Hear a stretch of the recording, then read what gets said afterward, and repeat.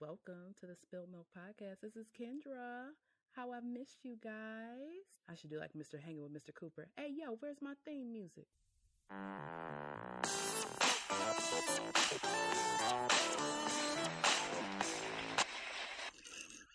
You can tell I've been on Netflix, huh? Hey, yo, where's my theme music? Cooper. I'm sorry, I just told all my age.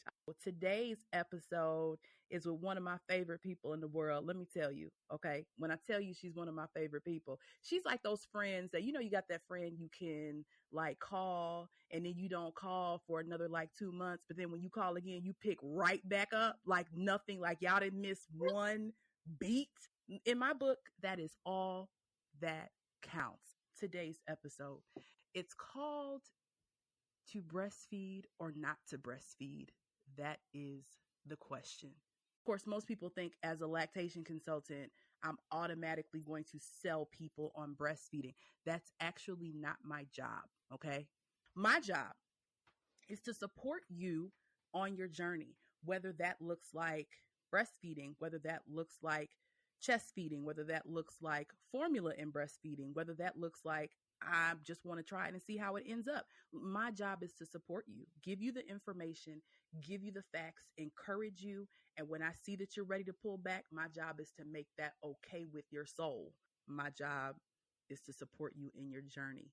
So let's talk about the pressure alone behind wanting to breastfeed or not wanting to breastfeed or deciding, is this for me or is it not for me?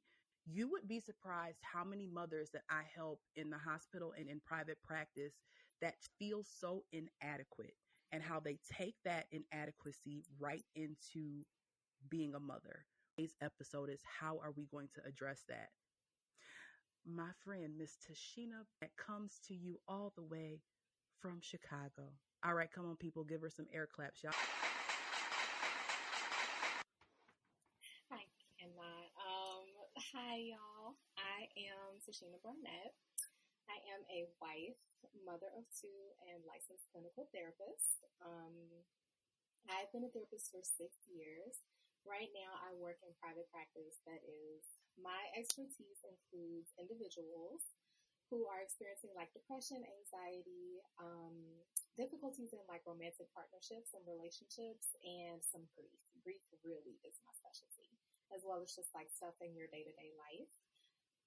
I believe just very strongly in the individual narrative and the power of the Black experience. Thank you so much for taking the time to come and share with us your experience, your knowledge, your expertise. I believe that your personal journey helps you into being able to not only just connect with the modern mom, but to really talk about the things that we keep quiet, the things we struggle with on the inside that we don't give a voice to. That's why I think your journey has been so beautiful to watch, because you've given it language and you've given it a voice to just figure it out. And I think that's the important thing. There was no right or wrong. You just gave it language. So tell us a little bit about your process. Oh, Lord. So I think one of the best ways that we can maybe couch these things is in the understanding that I have always grown up and as a person who's always been expected to know. So you're smart. Everybody tells you that you're pretty. Everybody tells you you can do all these amazing things. And then you go to school and you do these amazing things. That was my very naive, that's a good word, perception of what it would be like to breastfeed and to parent and to mother. Not so much the idea that like I thought it would be super easy as much as history says you've been excellent in all of these other spaces. So why would this not just be a really good addendum to that? Breastfeeding was a rough one. And I honestly feel like that word even is an understatement. So I'll find a more prescriptive word for it. But it was rough. I remember just like watching movies, watching videos, even while I was pregnant. and saying, oh, this is easy. Pop the baby on your boob. The baby's going to get that milk. Everybody's going to be good, right? No one had, even with your expertise, and me not even having a dialogue with somebody like, hey, tell me what this looks like, because I just need to know. You know, I'm just thinking it's going to be easy peasy, lemon squeezy. Oh, and so I remember. That is a lie. It was a whole lie, okay? I remember being in the hospital, and the doctors just kept saying to me, like, you know, try to breastfeed, you know, try to get your son to latch. And I was like, okay, this, you know, should be simple. We've been together for 10 months, and just gonna roll with it. I remember first putting him on my breast. The first, like, 2 to 3 times was really rough. It was hard. Your whole body hurts. Mm-hmm. You feel like, for lack of a better word, you feel like you've been run over by a couple trucks. Mm-hmm. And mm-hmm. so to try to have a little person now stuck on your boob was just like, what? You want me to what? For me also, too, I want to make sure that I say that I had a very specific connotation associated with breastfeeding. It was more natural. Mm-hmm. It was, you know, the essence of closeness to your child. It was perfect, right? Like, it was the thing that you just do because you do it, and it's the best way to love your child. All of these things, BTW, are remarkably false. Okay, take a pause, because you went past that real quick. Oh, you okay. you gave some real good information, and you was just like, So, well, it is though, right? Because everybody's parenting, mothering, feeding experience is so different. Yes. And so it's temperamental. Yeah. Really. Yeah. You know, how am I feeling that day? How does this baby feel? How connected am I to my baby? For me, and especially with us as Black women, we sit in a space where oftentimes our value is yielded based on what we can produce. And so I'm sitting here like, I'm struggling to produce milk. So at first he was latching perfectly fine. Milk was coming out, but he wasn't full. And so I was relatching frequently throughout the course of the day, or like just in one feeding, I was relatching like 3, 4, 5 times. As the days went on, you know, they gave me the phone number, you know, to a lactation expert who I would call, and you know, she just be so helpful. Okay? I give that voice because that's my typical fake white girl voice, right? And that's who I met on the other side of the line. Okay. When I called that number. Okay. Right? I don't know. I cannot even tell you why, and I still beat myself up for this. I'm not even sure about that. Why? But why I did not call you and say, I need to understand why this feels so difficult, and I need a person on the other end who can be present and loving and empathic. Because I was met with a white woman who told me to keep relatching, to quote unquote not give up, and to make sure that I was doing what was best for my son. Golly. Okay?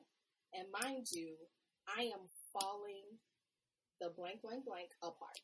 Okay? Because I'm afraid he's not getting enough. I'm afraid that no one else understands. And mind y'all, this whole time, my husband is there. The man is there. The man is showing up. He's trying to figure out what to help me do. My self-esteem is plummeting. Plummeting. Because the other half of it is when you're in the hospital and you're trying to take care of your child, the doctors are looking at you with an expectation that you know they host. I'm in the medical profession. I'm a Black woman who's a clinical therapist. That mattered in so much as my birthing experience, which we may get to. But you're looking at me like, I need you to listen to me. I need you to tell me what you're doing as a mother. Do it right so we can get you up out of here.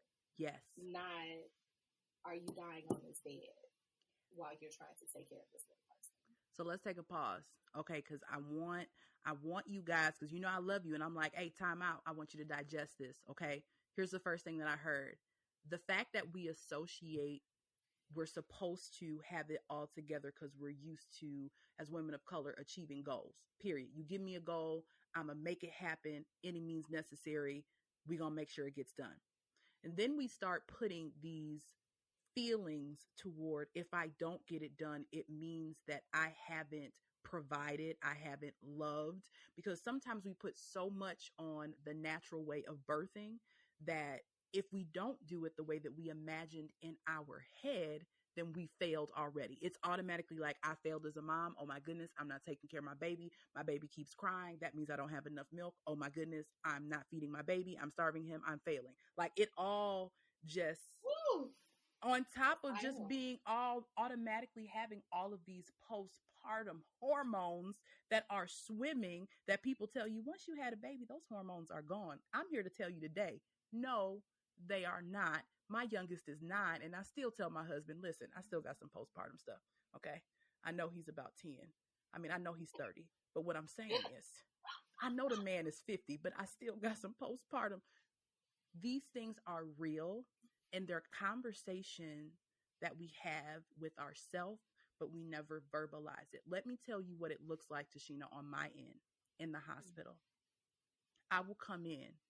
The mother is literally shooting looks to their partner like, I will cut you with a knife if you say something else. Their partner has done nothing wrong but do their best to try to anticipate the need. Mm-hmm. Okay. But because she can't verbalize how she's feeling, because if she says it out loud, it'll probably throw her into a crying fest because she feels inadequate. Then she just takes it out on her partner. Then you have a hospitalist that comes in and tells you, oh my goodness, your baby must have lost weight. Oh my goodness, your baby is hungry. Oh my goodness. So they're just piling, and it's not like they know they're doing it. I don't know. I don't know if they do or not. I just think they don't read the room well. Mm-hmm. And you don't sit in that moment and say, hey, let's talk about what's happening in this moment and how can I assist you. You don't get that when Becky, picks up the phone. You know, Listen. your husband is like my play brother. Okay. Remember, Mm-hmm. I kept asking him, I'm like, hey, bro, did y'all take a nursing class? Did y'all want to ask me any questions? I'm here. I'm here. I'm really non-forceful. I just want you to know that I'm here. Man. So have those I don't want you guys to have this conversation in your head. Take this from Miss Tichina's perspective. Take this from my perspective. It is okay to find a safe person that you connect with to have that conversation out loud, because that is a feeling that you need to express with someone that can understand it, and you guys can process it together. So the process of me just like not producing enough milk to adequately feed him, it created so many senses of just like inadequacy, low self-esteem, inefficiency, not being proficient within me. And it was also hard because as a therapist first and as a woman second, I am trained to look at the room. But it's hard to look at the room when you're in the room and you are in the room. And all of your emotions are just eating up every single thing that is around you. And I remember my husband looking at me and him looking so like hopeless. Like, what can I do? And y'all, this man is huge. 5'11", full of muscles, capable at everything he touches. And he's looking at his remarkably capable wife struggle. But he never equated it to me being incapable. That was all me. That was all me doing like the difficult self-view. Mm-hmm. So we get to the space where I'm just like, I don't know what else to do. Maybe we will look at formula feeding. We'll look at this thing that's less than, some formula, I guess. Lord, I'll tell y'all this. Oh, yeah. At the end of that formula, baby, the Lord was there. But we got to a point where I was really, really feeling just very low. And so my husband called Kendra. This woman came over. In our faith, we frequently say as Christians in the midnight hour, but it was after the midnight hour. I think Kendra was at our house at like was it like 1, 2 It a.m.? was. It was. I left the hospital and It came straight it to y'all. was I was just sitting there like, first of all, people like this exist because her thing was we're gonna have as open of a conversation as we need to have about this. She assessed what I needed which was that I wanted to still explore the option of breastfeeding, even though I wasn't producing enough. And let me also give the caveat that like my son will be on one boob and I will be like pumping the other boob. So something was starting. It was starting to really produce, but just wasn't where I thought it should have been, right? To this day, I still have some slight doubts about whether or not I gave it enough time. But I also weighed those doubts against what was happening with my mental health. Because I also want to make sure I parallel this to the fact that I did not have postpartum depression by any means. It was this particular area of breastfeeding that created a sense of inadequacy within me. We tried for more days with the nipple guard, and the nipple guard was good for like maybe 2 more weeks. So I said, okay, I'm going to keep supplementing, see how much more breast milk I can produce. And then it just wasn't happening. And so I looked at my husband and he said, well, what do you want to do? And I said, I'm just going to formula feed, and my prayer is that he will be cognitively fine. That thing it felt tragic to make that decision. And now being able to look at it 2.5 years later, I wouldn't change it for the world. That's good. So here is what I want you to hear with this, okay? Because there becomes this fine line between what you want to do and what is best for your family life. That is a big deal, because although you want to do something, if it suddenly becomes stressful, every time you pump, you get this like, I'm just not enough. We need to reassess the weight that we put on you being a good mother with you breastfeeding. That it doesn't, it just doesn't match up. Okay. And I'm saying that to you, there must be this balanced approach to what you're doing. I remember telling you, it's never an all or nothing situation. Like most moms think if I'm all breastfeeding, no one said that can of formula was the devil. I promise you. I mean, the man sitting downtown in front of the Old never said that the can of formula was the devil. He didn't. He said going into Old Navy was the devil. Shopping was the devil. You wearing pants was it. But he didn't say the formula was the devil. Okay. That's a good old Chicago reference. If you don't know, y'all need to Google the man on the corner with a microphone. Okay. So there is a fine line. Formula was meant to be there if you couldn't or if you didn't have enough. They say 1 out of 4 mothers struggle. 1 mother has a perfect breastfeeding time. 3 are like, I need somebody. This is going not the way that in my head, I imagined it was going to go. Resources are important. I always say, if you met with a counselor prior to having a baby, this is not the time to drop your counselor and keep paying her copay. This is not the time to stop the copay. I always say, if you have a history of anxiety, depression, any of that, this is not the time to say, oh, you know what? I'm just going to stop these meds real quick. Not the time. It should be medically advised if your doctor tells you to do that, if your psychologist tells you to do that. If not, I suggest you continue with your regimen, because the emotional, you will find so many different layers that come out with having a child, that scars that you thought you put in the back of your head from just images that you thought were you being a good mom, or the images that you remember playing of your aunties and, different family people, like, oh, that's the kind of mom I want to be. And you automatically say, oh my goodness, I'm not being that type of mom. I must be, something's wrong. I don't love my child enough. Why? Tell me this, Tichina. Why do you think we have so many different unaddressed inadequacies, but they really start to highlight during major parts of our life? Like major parts, we're getting into a relationship. Major parts, we've gotten engaged. We're getting married. We're having a baby. Like major traumatic parts of our life is when we suddenly uncover all of these things that we feel. You know what is so funny? I use a phrase constantly with my husband where I tell him he's the mirror I never requested. Because we are told in life to take care of things. And again, that sense of productivity. There's rarely, if ever, in the familial space that we grow up in where we learn to pause and reflect. First and foremost, that thing is a privilege. Right? And we don't know. I'm more than know. But it is a privilege to be able to pause and reflect. Because we're not talking about the different types of households folks grow up in, the trauma, the abuse. You don't have time to reflect when you know your room should have been clean before your daddy walked in and now you getting beat. Facts. All facts. And my job, that ain't my story. Because I grew up with 2 lesbians. So that's a whole other dialogue. Okay. That's not my narrative. But we don't have space and time to pause. We don't really have a lot of folks teaching us what it looks like to be introspective. The other half of the question was, you were like, okay, so then why is it that these things emerge when we're in significant areas or significant transitions in our lives?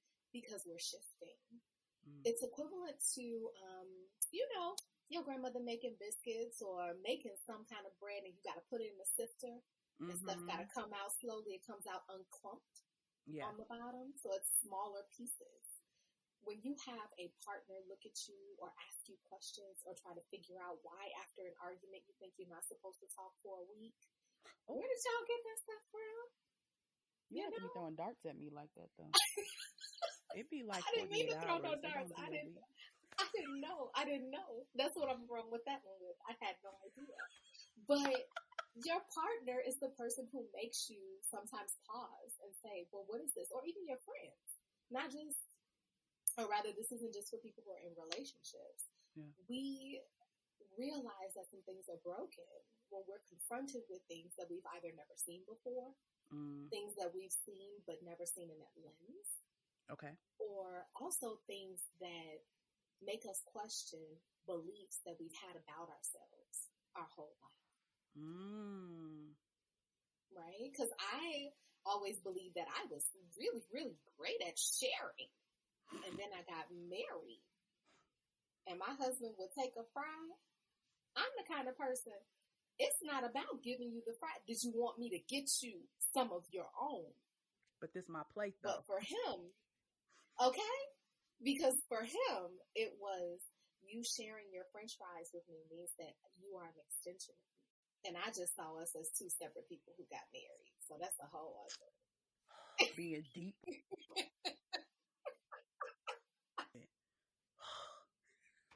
But you know what? For him, all of those moments are that moment. He's wading the water deep. Okay.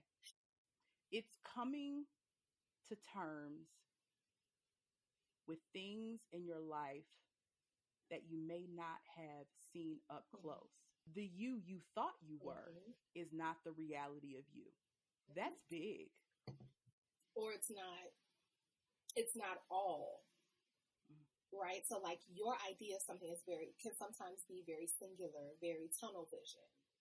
And then people will come in and show you everything outside of the tunnel. And now you're stuck. That's hard. And maybe I'm just speaking from personal experience, but that's hard for a person that has, like, I got plans on plans on plans. You don't understand. Like, so when my plan does not go the way that I thought it would, I think we talked about in the last podcast, there's this mourning process that we don't address because we don't see someone or people that are even understanding of what we've been through. So we may not see that doctor that pauses with us and says, hey, I know this may be difficult, or that nurse or that lactation consultant, or that, like, you just don't have enough access to people that understand. And I think the really critical piece of what you just said too was grief and mourning and loss, and how that is not singularly contextualized to death. We're talking about loss in multiple contexts. When we get married, it's the loss of your old self. If you get married, when you become a mom, it is the loss of just being able to be by yourself. Pee by yourself. Shower by yourself. Man, Eat by eat yourself. by yourself. Can I take a walk by myself? Okay, I'm sorry. No, it's so valid and so accurate. Like, my son hears a candy wrapper, it's over. Like, bro, this is just a Ricola. I can't have the Ricola. No. And that's the thing. It's not to say that you don't love this little person. Mm-hmm. It's not to say that you don't love the people that are in your village around you. Mm-hmm. It is validating the fact that sometimes it's okay to just be by yourself and process what is happening. That's that pause she was talking about, that pause. So it's a lot of different things involved in parenting and mothering. The idea of who I am, while I still am in a place where I grieve her, I also very much welcome this mom who's so much more open to sharing and who loves very differently. And he taught me, honestly, through the breastfeeding process, that I am going to make lots and lots and lots of mistakes. And I still look at him and he's like, hey, lady, I love you and I like you. Give me what's in your hand. Give me that. Give me that. Let me have some. Tell me about your process of taking off your gold cape. Now, the gold cape is the black magic superwoman. We can do it all. How did taking off that cape affect your journey? I think that people forget that sometimes perfectionism is a form of anxiety. Girl, say it again. Repeat that thing. Perfectionism is a form of anxiety. Y'all better cash app this woman today. Okay? Listen to say it one more time because I need them to get this. I'm going to put an organ behind this. Go ahead. Say it with a preacher voice. Perfectionism, and my people, is a form of anxiety. Okay? Cash app her today. It was, man, I had to understand that I could not be everything in every space that I wanted to be. And that in not being everything in every space to everyone, that did not make me less than. When I was okay with supplementing with formula, because I understood that he was eating and he was growing and that was all that mattered. After my mental health was okay. Yeah. So, yeah. And BTW, we supplemented with formula. Sorry, BTW, by the way. I had to stop speaking in text. Anyway. We supplemented with formula and then transitioned completely into formula. Yeah. And that was the best decision I could have ever made. So taking off who I perceived myself to be, to put on a great deal of grace, some self-understanding, and some letting go of who I thought I was is way better than trying to hold on to who I wanted to perfectly be. All of those things. Still struggling, but more joyful. That's good. I remember when we needed a shift in your story. You didn't say a word, by the way. Your eyes told the whole story. So I said, fill me in real quick. Just let me know what happened in the last 3 hours. So he filled me in and I said, get the pump. Let's figure out what we can do. After you pumped, we literally put you to bed. I was like, tell her good night. We can't have a serious conversation until you rest, period. Just go to sleep. So I may have talked to you for a hot 30 minutes and we put you to sleep. I honestly cannot even tell you if I remember that. No, you don't. I know you don't. Because your eyes said, it was just like, I remember that feeling. I remember. It wasn't help. I was not screaming help. I was screaming, lifeboat rescue, the whale has me. Oh, as a matter of fact, I'd like to be Jonah inside of the fish for 3 days because that means I'll sleep. It was swallow me up. Yeah, it was awful. It was awful. Swallow me up whole. So grateful for you. But it was a readjusting point. Shortly after you went to sleep, I told my brother, I said, good night. I got it from here. We got to have this conversation later after we readjust. I knew then, I'm like, we need to fit this into their life. And what's happening now is not fitting. We got to fit this in differently. So that is the kind of help that we're talking about. Find that partner and you can find these resources early. Find that lactation consultant that you know you can connect with. Find that psychologist that you can connect with.